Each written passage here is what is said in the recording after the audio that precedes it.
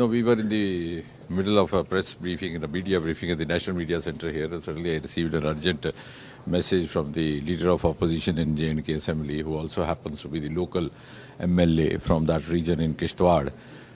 He was quite upset and quite in panic, and he conveyed to me that there has been a massive cloud burst in the area which he represents, which also happens to be possibly the route of the very popular Bachel Yatra, which takes place over there during this part of the year.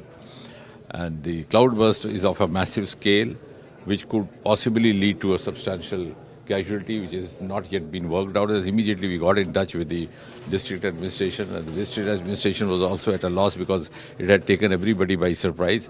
They have already started moving towards the site, because the site is also difficult as far as the topography and the geographical situation and geographical location is concerned. The rescue teams have already swung into action. Very soon we'll get more details.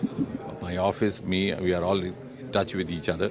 But every possible assistance will be provided, whatever required, even including the medical management. And if there are certain injured who need to be shifted out, the administration will also make arrangements of airlifting through the helicopter, which is of course subject to the weather conditions. We'll keep you updated also.